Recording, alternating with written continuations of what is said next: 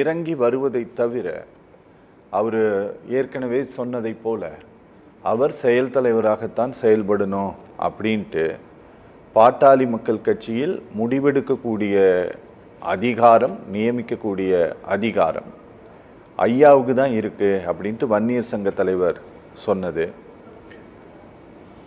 தீரன் பேராசிரியர் ப்ரொஃபஸர் தீரன் சொன்னது, ஜி.கே. மணி சொன்னது, இவங்க எல்லாரும் அதை தான் சொல்லிட்டு போயிருந்திருக்கிறாங்க. அன்புமணிக்கு இப்போது வேறு ஆப்ஷன் இல்லைங்களா சார்?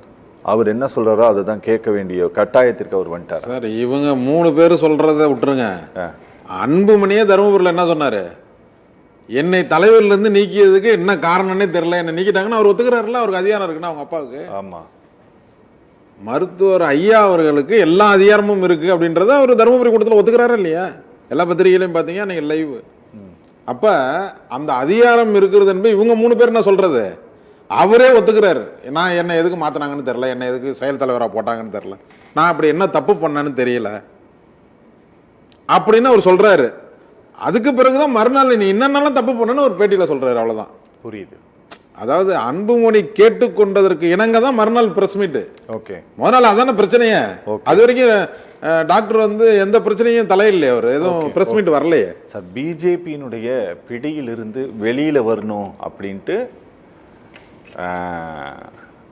மருத்துவர் ஐயா ராமதாஸ் விரும்புகிறார் அப்படிங்கிறது. அவர் திரு அன்புமணி ராமதாஸ் மேல சில குற்றச்சாட்டுக்களை வெளியில வந்து சொல்லும்போது ஓரளவு பார்த்தவர்களுக்கு அரசியலை ஓரளவு கவனிக்கக்கூடிய மனிதர்களால் புரிந்து கொள்ள முடியும். என் காலில் விழுந்து கெஞ்சினாங்க, நான் திரும்பி பார்க்கறதுக்குள்ள ஜெய் பாரத் மாதா கி ஜெய் கோஷம் கேட்டது அப்படின்ட்டெல்லாம் சொன்னதுலேருந்து. ஆனால் இவர்கள் நினைத்தாலும் வெளியில் வருவதற்கான வாய்ப்பு இருக்கா சார்? இவர்கள் முயற்சித்தாலும் வெளியில் வருவதற்கான வாய்ப்புகள் இருக்கா சார்? இந்த அவங்க வந்து இப்போ பாஜக கூட்டணியில் தான் இருக்காங்க. யாரு? பாமக. ஓகே, பாமகவை பொறுத்த வரைக்கும் இன்னை வரைக்கும் பாமக வந்து பாரதிய ஜனதா கூட்டணியில் தான் இருக்கு. வெளியில் வந்துட்டேன்னு ஒரு வார்த்தை கூட சொல்லலை. இன்னும் சொல்லலை. எங்க சொல்லியிருக்காரு? அந்த இதுலேயே அவர் எவ்வளோ டெக்னிக்கலாக இந்த வயசுலையும் பேசுகிறாரு பாருங்க. அந்த கூட்டணி அமைத்தது வேணா அப்படி பண்ணிட்டாங்க, ஆனா கூட்டணி இல்லைன்னு சொல்லலையே. அப்படி நினைச்சுக்கிற நம்ம தான் நீங்க வேணா கூட்டணி இன்றைக்கு வரைக்கும் பாரதிய ஜனதா கூட்டணியில தான் பாமக இருக்கிறது. அதை யாரும் மறுக்கலையே. அது இல்லைன்னு அவங்க சொல்லல. யாருமே சொல்லல. டாக்டரும் சொல்லல, அன்புமணியும் சொல்லல. ஆனா அவங்க ஆஸ் இட் இஸ் இருக்காங்க. என்ன பிரச்சனைனா, நம்ம முன்னாடி விவாதத்தில் சொன்ன மாதிரி இந்த எம்பி தேர்தலினுடைய எந்த எம்பி, இந்த மேல்சபை எம்பியினுடைய எல்லா வேட்பு மனுக்களும் வாபஸ் பெறுகின்ற தேதி வந்த பிறகு சுகமான முடிவு ஏற்பட்டுரும். அதுல ஒரு பெரிய ரகசியம் இருக்கு. அதுல அந்த தேர்தல் வந்து வாபஸ் தேதி வரைக்கும் மனுக்களை வாபஸ் எலெக்ஷன் நடந்தா, தேர்தல் என்று ஒன்று நடந்தால், இப்ப எம்பி ராஜ்யசபா எம்பி நடக்காம போவோம். அது நடக்கத்தான் இல்லைங்க, அது நடந்துருங்க. நான் இன்னொரு வேட்பாளர் நின்னா எலெக்ஷன் நடக்கும். அதுல ஓகே இல்லைன்னா எலெக்ஷன் இல்லைன்னா அவங்க போஸ்ட் ஆயிடுவாங்க, போயிடுவாங்க. இன்னொரு வேட்பாளர் நின்னா தேர்தல் வாக்கு போடுற அந்த நிகழ்வு ஏதாவது நடக்கிறதா என்கிற வரை இந்த போராட்டம் நடந்துகிட்டு தான் இருக்கும். அது செட்டில் ஆயிடுச்சுன்னு வச்சுங்க, திமுக கூட்டணிக்கு 4 அண்ணா திமுக 2 செட்டில் ஆயிடுச்சுன்னா, என்னை பொறுத்தவரை அண்ணா திமுக வேட்பாளரில் ஏதாவது மாற்றம் இருப்பதற்கான வாய்ப்புகள் இருக்கிறது அப்படின்னு நான் நினைக்கிறேன். ஓகே, அந்த வாய்ப்பு, ஏன்னா திமுக கதவு மூடியாச்சு. திமுகவினுடைய கதவுகள் மூடப்பட்டது. பாமக பொறுத்த வரைக்கும் மூடிட்டாங்க.